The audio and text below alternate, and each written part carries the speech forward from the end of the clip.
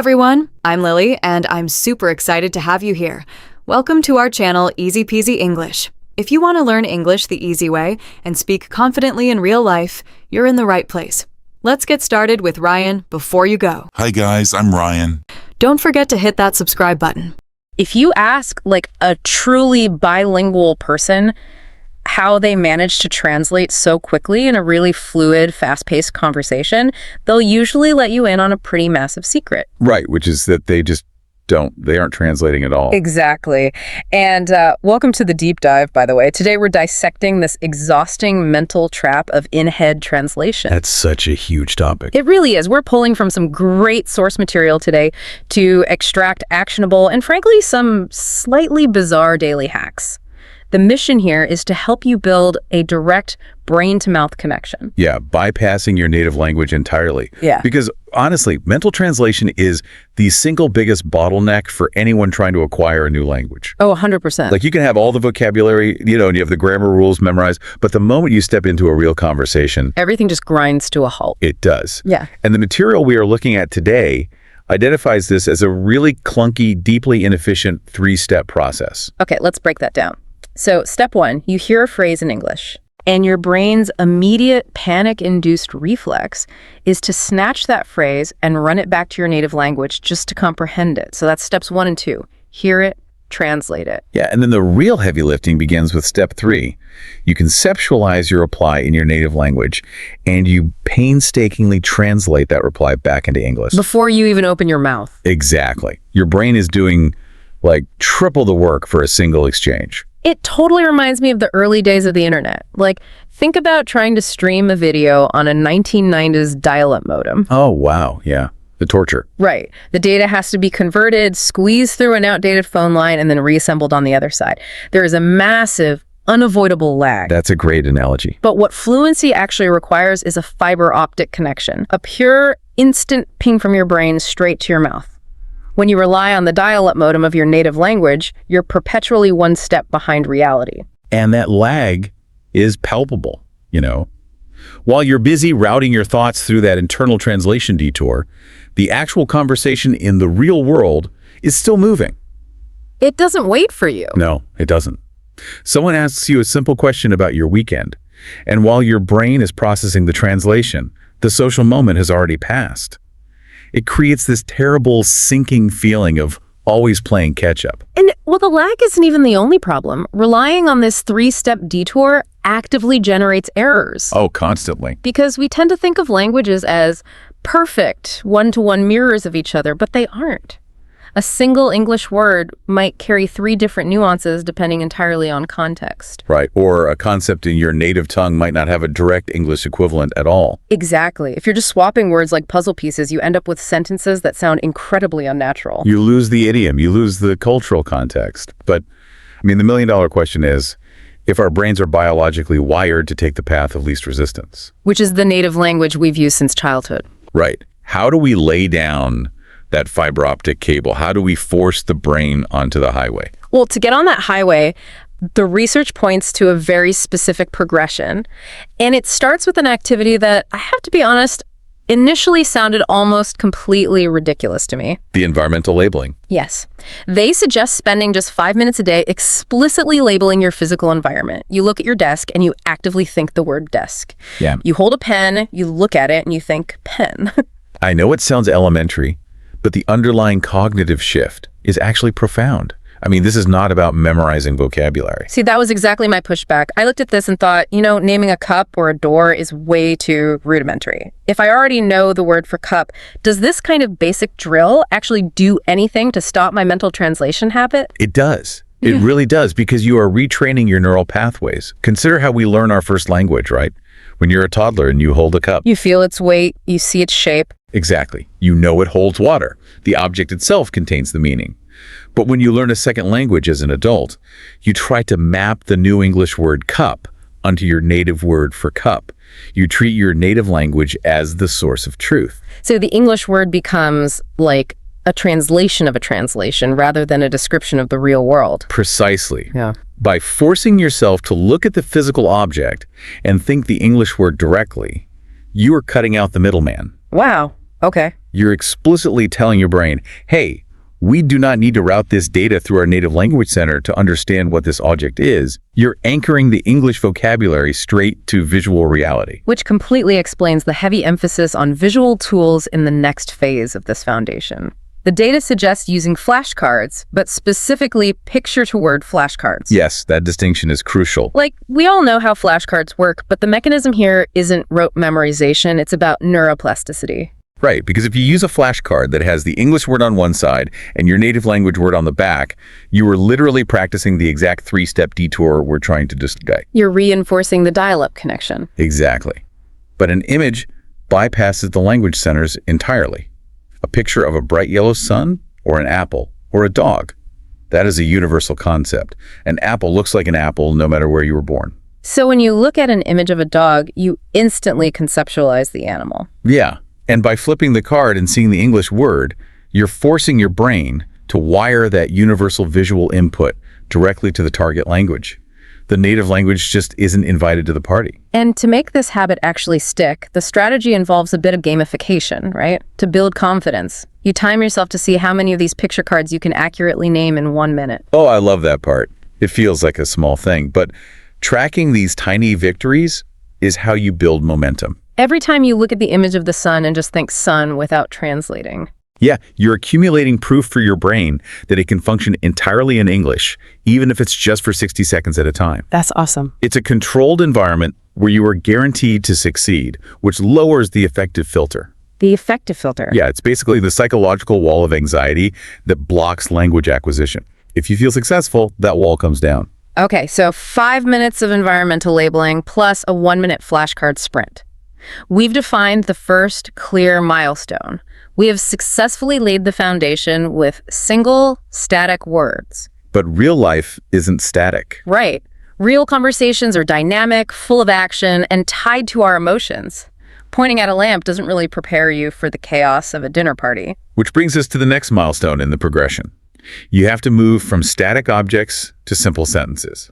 Specifically, internal narration. Narrating your own life. Exactly. Yeah. You need to connect your immediate physical actions and internal feelings to English phrases as they are happening. The research gives some great examples of this. Like, if your stomach growls, you don't wait, you don't reflect. In that exact fraction of a second, you think, I am hungry. Yes. If you reach out and turn a doorknob, you think, I open the door. You take a sip from your glass, you think, I drink water. The key is the immediacy. You are narrating the present moment. You aren't plotting out your future schedule or reflecting on what you did yesterday, because complex tenses invite the translation reflex. You stick to the immediate physical present. Right. I mean, I can see the value in anchoring language to action, but let me play devil's advocate here for a second. Doing this at the speed of thought seems kind of mentally exhausting. If I'm cooking dinner and I'm trying to narrate... Chop the onion? Yeah, I chop the onion, I turn on the stove, I stir the pot. Doesn't narrating my own life make me sound like a malfunctioning video game character in my own head? It totally does. But that slightly robotic, low-stakes environment is exactly why this works. You don't do this for 3 hours straight. You do it in small, deliberate bursts. Okay, that makes sense. The goal isn't to write a novel in your head. The goal is to prove to your nervous system that English can be a primary vehicle for your reality. Because there is zero social pressure. If I mess up the video game dialogue in my head while chopping an onion, nobody is there to judge me. That lack of judgment is vital. Think about it. When you're in a real conversation, your brain is managing vocabulary, grammar, the other person's facial expressions, the social dynamic, and your own self-consciousness. It's a lot. It's a ton. By narrating your actions alone in your kitchen, you isolate the skill of sentence construction. You're practicing the fiber optic connection in a perfectly safe vacuum. It's essentially shadowboxing before you get into the ring. Exactly. But that raises an obvious problem. Internal narration is entirely self-paced. I control the speed of my own thoughts. I can chop that onion as slowly as I want to find the right word. And the real world does not afford you that luxury. Conversations are external, and the other person dictates the tempo. Exactly. So how do we bridge that gap? How do we train the brain to process external conversational speed English without panicking and reverting to the native language detour? Well, this transition requires external media, but this specific recommendation might surprise some people. The strategy calls for 10 to 15 minutes a day of highly visual, fast-paced English media. Like what? The prime examples used in the research are children's cartoons and simple action songs. I know a lot of adult learners who would immediately roll their eyes at the idea of watching a toddler's cartoon to learn business English. Oh, for sure. But the mechanism behind why this is so effective is fascinating. It has everything to do with manipulating your brain's bandwidth. Yes, think about the structure of a children's cartoon. The audio and the visual are perfectly synchronized, and it moves quickly. A character points at the screen and yells, "Look, a ball!" You hear the word ball, and simultaneously a bright red ball bounces across the screen. And the crucial part is that the cartoon does not wait for you. It refuses to wait. The pacing is the secret weapon here. If your brain attempts to fire up that old dial-up modem to translate "look, a ball" into your native language, the cartoon has already moved on to the next scene. Wow. You literally do not have the cognitive bandwidth to translate and watch the show at the same time. So the speed of the show acts as a constraint. It actually prevents the translation detour from happening because there simply isn't enough time. You're forced to surrender. Exactly. You just have to let the audio and the visual wash over you, which naturally builds that direct connection. It forces passive learning. Your brain realizes that translating is a failing strategy in this high-speed environment, so it adapts. It starts associating the English sounds directly with the animated actions. This is why the research also heavily pushes action songs too, right? Like the classic head, shoulders, knees, and toes. Yes, because you are physically touching your head and your shoulders while hearing the words at a rhythmic pace. You're combining auditory input, visual input, and kinesthetic movement all at once. It completely overloads the analytical, translating part of your brain. Your native language centers are effectively bypassed by the sheer volume of sensory information. It's like putting training wheels on a bicycle. The forward momentum keeps you upright. If you stop to overthink the balance, or in this case, stop to translate, you fall over. That's a perfect way to look at it. 10 to 15 minutes of that forced high-speed immersion every day is a serious cognitive workout. You are forcing the brain into a state of direct processing. But let's be realistic for a second. Whenever you do a serious workout, you experience fatigue. Your form starts to slip. Naturally. When you try to implement these steps, labeling your room, narrating your breakfast, keeping up with fast-paced media, you are going to make mistakes. You are going to find yourself accidentally translating in your head. It is entirely inevitable. I mean, you're trying to dismantle a neurological habit that you have relied on for decades. Which brings us to the final and perhaps most critical element of this deep dive. The mechanics of single words and fast-paced media are useless if you don't have the right psychological framework to handle the friction. So true.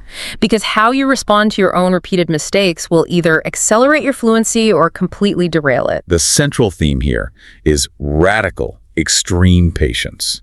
The process of severing your native language is often compared to learning to walk. Yeah, when a toddler is learning to walk, they fall down constantly. They take 2 steps and collapse. And the reaction of the parents is never, well, this kid is just terrible at walking. They should probably just give up. Oh, right. We inherently understand that stumbling is the mechanism of learning. Yet as adults, we apply a completely different toxic standard to ourselves. The second we catch ourselves translating a word or messing up a sentence, the negative self-talk kicks in. I'm so bad at English. My memory is terrible. I will never be fluent. And that internal monologue is disastrous, not just for your self-esteem, but for your actual neurobiology. See, I want to push back on this a little because we live in a culture that champions discipline, right? We're told that demanding perfection and being tough on ourselves is the only way to achieve excellence. Sure. If I just excuse every mistake I make, if I'm not critical when I fall back into the translation detour, doesn't that make me a lazy learner? Does being overly critical actually slow down my brain's ability to acquire the language? It demonstrably slows it down. This is where the neuroscience of language acquisition is incredibly clear. When you demand perfection and heavily criticize yourself for a mistake, you trigger a stress response. Like a fight or flight thing. Exactly. Your amygdala, the fear center of your brain, lights up. And when the amygdala is active, it actively suppresses the prefrontal cortex and the language centers, like Broca's area. Wait, really? So beating yourself up literally creates biological traffic on the fiber optic highway. You are shutting down the exact part of the brain you need to learn. Yes. By flooding your system with anxiety, you increase your cognitive load. You're spending mental energy managing your own frustration, which leaves zero bandwidth for processing new English vocabulary. That is wild. Kindness to oneself is not some fluffy feel-good advice. It is a neurological prerequisite for neuroplasticity. A stressed brain cannot absorb new language efficiently. That reframes the entire concept of a mistake. The research suggests a very specific, lightweight, positive affirmation to use when this happens. When you catch yourself taking the native language detour, you don't analyze it. You just pause and say, oops, I translated. Let me try again with a simple word. Oops, I translated. I love it. It neutralizes the threat. It removes the heavy emotional baggage of failure and treats the translation reflex exactly as what it is, a temporary misfire of an old habit. It turns a mistake into mere data. Like a mistake isn't a character flaw. It's just a little red flag popping up on the field saying, hey, the direct connection for this specific phrase isn't quite strong enough yet. Let's run that play again. Exactly. The underlying philosophy here is progress over perfection. The goal is not to execute a flawless hour of purely English thought on day one. Right. The goal is to recognize that every single time you manage to look at an object and directly connect it to an English word without your native language interfering, you have won. You have successfully fired a new neural pathway. So if we pull all of this together and look at the larger architecture of what we've explored today, there is a very deliberate, milestone-driven path to fluency. Yes, there is. We started by identifying the core disease, the exhausting three-step detour of mental translation that causes lag and errors. And the cure starts at the microscopic level. Milestone 1, single words. Taking 5 minutes a day to label your immediate physical environment. Using picture-to-word flashcards to connect universal concepts directly to English, completely sidestepping the native language. Then we escalate to milestone 2, simple conversational sentences, the slightly bizarre but highly effective practice of internal narration, anchoring your immediate physical actions and sensory feelings to English in real time. Operating like a low-stakes video game character. Right, to practice sentence structure without the terrifying pressure of social judgment. Then milestone 3 tackles the pacing of the real world, overloading the brain's bandwidth with 10 to 15 minutes of fast-paced, highly visual media like cartoons, using the speed of the animation as a constraint to prevent the dial-up modem of translation from even booting up. And finally, the psychological bedrock that allows any of this to work.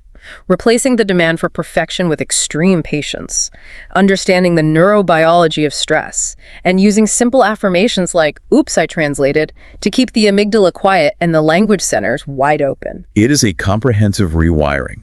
Doing these small 5 and 10-minute exercises daily is what lays down that fiber optic cable. It really is. It's the only way to unlock fast, natural conversations where you are actually present with the other person, reacting in real time, rather than being trapped inside your own head, translating the past. It takes you off the back roads and puts you right on the highway. Absolutely. And as we wrap up this deep dive, I want to leave you with a final thought to chew on.